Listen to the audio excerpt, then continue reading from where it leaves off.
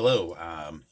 This time, this is more of a review of an oddity, I'll say, that I was able to acquire many years ago, probably going back 20, 21 years ago, I think. I found this 12-inch figure at Comically Speaking in Reading.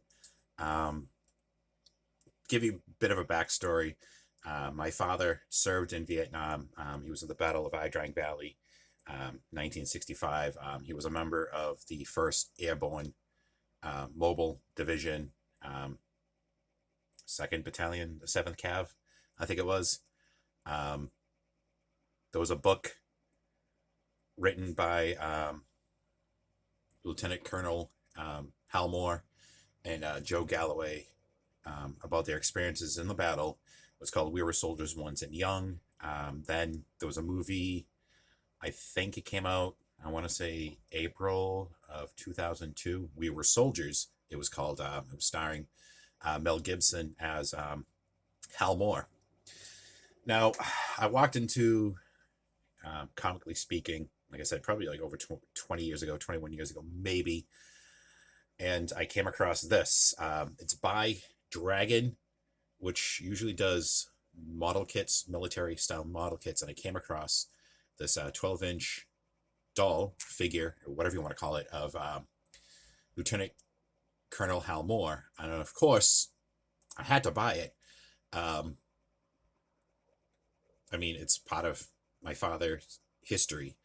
Um, it's kind of interesting because um, they're usually not known for the 12-inch figures. Like I said, they usually do model kits, I think, mostly. I didn't know that. I was even aware that they did 12-inch. But the interesting thing, and the reason why I refer to it as more of an oddity, not only because it's a 12-inch figure from a model kit, from a modeling company, we actually went to reunions for the Battle of survivors of the Battle of Ai Valley in Washington, D.C. My father used to go every year. I don't know when he first started going to these, and I think it was 2001, I want to say. It was the first year that I asked if I could go with him. And, me and my younger brother went, and, our family made a trip down there. I think I found the figure might have been around that time or the following year, which we did go the year after that. Unfortunately, the year 2002, my father passed away from pancreatic cancer. So we went to the reunion in honor of him. Now, they actually had, at Comically Speaking, they had two of these figures. I think there was even a third one. It was in a 2-pack. They had a radio man with Hal Moore. And the thing that makes it strange is the fact that they actually are named people that, legitly served in Vietnam in the Battle of Ai Valley. But my mother brought hers with, well, I went back and I picked up the second one and I gave it to my mother as a gift. I gave that one to my mother. My mother brought hers to the reunion to have the actual Hal Moore sign it. Hal takes a look at it and goes, basically, well, these weren't his exact words, but his reaction was basically, "What the fuck?" This was made without his permission at all. It was almost like the company just picked up a book, read like who was in it, took a name out of it, and decided to make the figure after him. Honestly, it barely looks like him. I don't know how to do the whole post pictures to go along with these videos or whatever, because I don't have like any good editing software. I don't really have I have a laptop that I barely even touch, since these videos are just recorded on my phone. It barely even resembles the guy. More accurately, I guess, is probably like just the uniform details. The box is pretty interesting, I'll say that, with an image of the Vietnam Memorial Wall in DC on the back of it. And of course, you got all the legal bullshit down at the bottom from the company.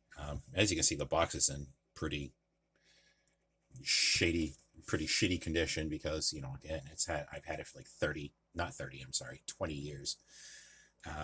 Basically just sitting up on a shelf. It's been moved around a lot. I've moved several times since purchasing it. This is the inside of it where the figure would be located.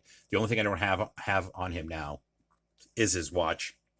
I'm probably going to have to use tweezers to get that on him.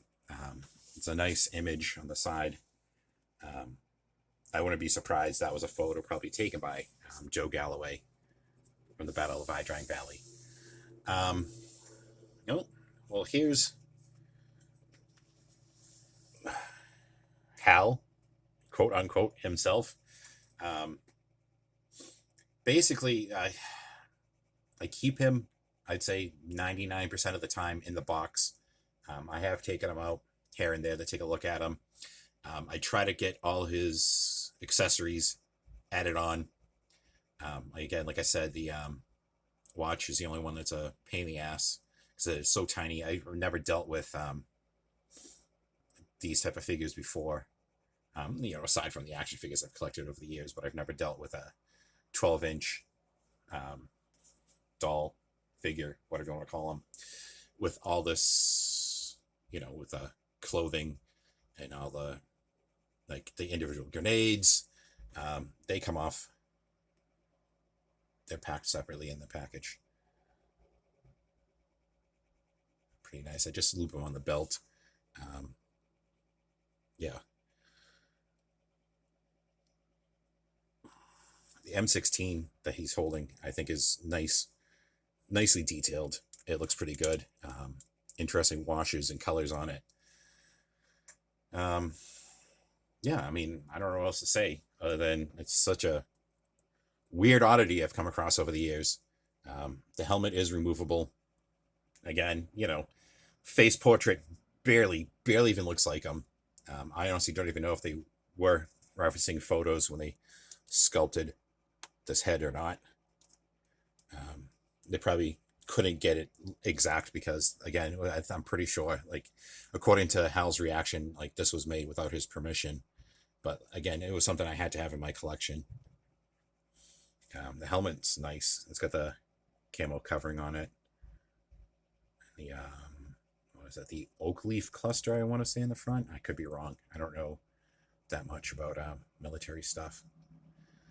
But yeah, it looks really good. I just place it on his head loosely. I don't even try to do the straps underneath the helmet.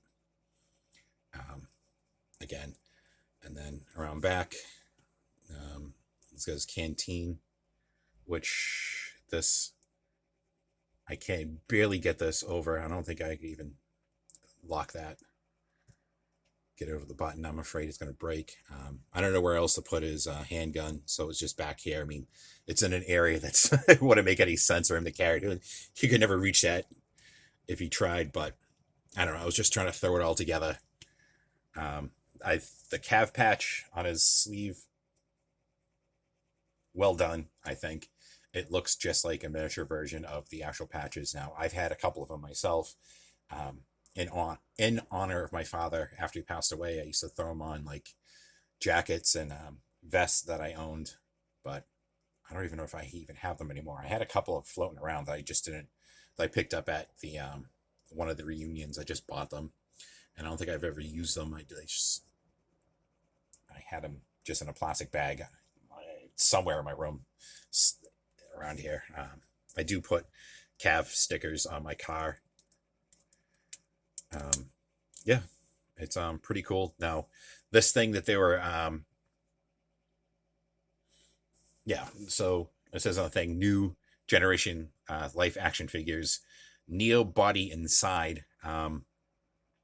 Back then, I mean, I guess it was unheard of, maybe, that with the type of articulation that these things have. I mean, I think he's got, nope, his grenades fall off. Oh, thank God they're not real ones who would have just blown up right now. But I think, yeah, there's a ball joint somewhere in this torso. Yeah, it feels like, no, I think it just might be at the base Oh, no, there's a cut, I think, like mid-torso. Shoulder joints, clickety-clackety ratcheting joints, wrist swivel, bends, whatnot, whole 9 yards. I don't know, is that double? Can't tell if it's a double elbow. I'm not going to take the uniform off, but it feels like there's a double elbow in there. Ball joint at the base of the neck. Yeah, the head and neck is one piece, because it's just going to look ridiculous moving that. Hips.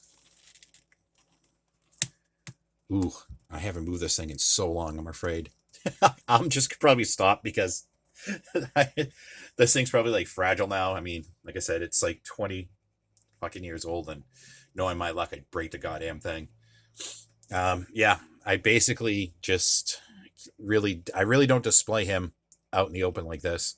There's been some fading to his uniform over the years. I think the green was darker, but at the same time, it kind of adds to, oh, this belt just bothers me. I don't know why. And I'm afraid of moving it because this shit's probably fragile. But yeah.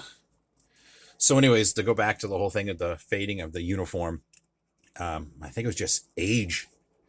It used to be a deeper, darker green than this. But I think, honestly, the fading to it adds to, like, usage. Like, he's actually had this in battle. There's even, I don't know if you can see it, but there's even a dry brushing of beige to the bottom of his jungle boots. So it adds to the effect of that, he's actually been in combat, which he has. Yeah, so I figured it's Memorial Day. Talk about this figure. I've brought it up briefly before in groups that I'm on online, Facebook, I should say. In fact, I think I even tagged a photo of this with comically speaking, to say this is probably like one of my earliest purchases from you guys, like 20 some odd years ago. And like I said, it's got a deep history with my family. My father was proud of his service in Vietnam, and we were all proud of his service in Vietnam. So this was something that definitely had to be part of my collection. If it was made without his permission or not, which, again, according to what he says, no, he had no idea this was being made. But anyways, I just felt like I wanted to put this video out and let you guys take a look at it. And I don't know. That's the end of the video. Now, get the fuck out of here.